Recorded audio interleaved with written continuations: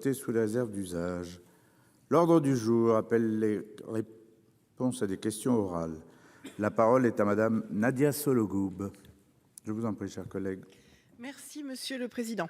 Madame la Ministre, je souhaite attirer l'attention du gouvernement sur le cas de certaines petites communes rurales qui sont contributrices au Fonds national de garantie individuelle des ressources, le FNGIR, dont le montant depuis 2014 est figé, alors que les ressources de ces mêmes communes, par ailleurs, évoluent et en général de façon plutôt négative.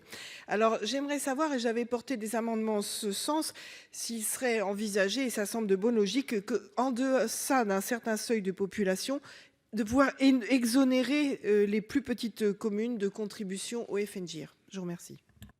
Madame la Ministre. Merci Monsieur le Président, Madame la Sénatrice. Bon, alors je peux d'abord vous indiquer, vous le savez, que le dispositif en vigueur a permis d'assurer une stricte neutralité financière pour chaque collectivité locale. L'article 78 de la loi de finances pour 2010, qui a prévu un mécanisme pérenne destiné à assurer cette neutralité, se compose, comme vous le savez, d'une dotation de compensation de la réforme de la taxe professionnelle financée par l'État et du FNGIR dont vous nous parlez dans votre question. Un prélèvement ou un reversement au titre du FNGIR est calculé sur la base d'une comparaison des ressources avant et après la réforme de la taxe professionnelle pour le seul exercice 2010 au terme d'une opération à caractère national. Depuis 2012, les montants prélevés ou reversés au titre du FNGIR sont fixes à euro constant, ce qui permet d'éviter une instabilité des compensations. Les montants de prélèvement ou des reversements au titre du FNGIR sont désormais figés. Cette fixité offre une stabilité aux collectivités territoriales et n'est pas structurellement pénalisante pour les contributeurs qui ont connu depuis 2010 un dynamisme de leur fiscalité économique locale. Leur contribution au FNGIR n'a pas augmenté, tandis que leurs ressources fiscales ont augmenté. Et l'objectif du législateur étant de ménager la transition entre deux régimes fiscaux se succédant dans le temps, la réactualisation année après année des prélèvements alimentant le FNGIR ou leur réfaction dégressive ne paraît guère envisageable. Toutefois, le gouvernement est pleinement conscient des difficultés liées à la fixité du FNGIR pour les communes contributrices, notamment rurales, dont vous parlez, Madame la Sénatrice, qui sont confrontées au départ d'une ou plusieurs entreprises de leur territoire.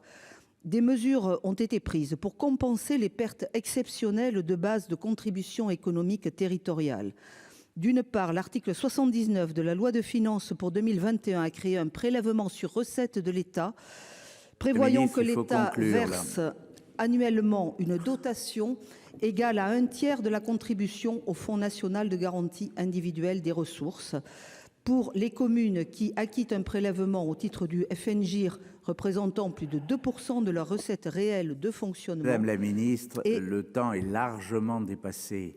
Les notes qu'on vous fait, il faudrait barrer bien des paragraphes. Oui, merci. Je le dirai à Bercy. Voilà, merci.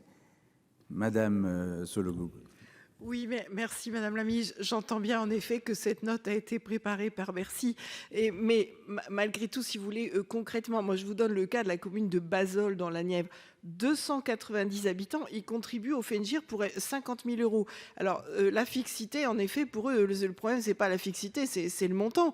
Et quelque part, ça semble complètement déraisonnable. Alors, j'avais porté des amendements au projet de loi de finances. On m'avait répondu qu'il peut y avoir des toutes petites communes, malgré tout, avec un fort potentiel fiscal des habitants. Mais concrètement, même s'il y a sur cette commune des habitants qui sont relativement aisés, riches, ça apporte absolument pas d'argent dans la caisse de la municipalité, qui doit faire face à la réfection des routes et à la réfection du toit de l'église. Ça change rien du tout à son budget.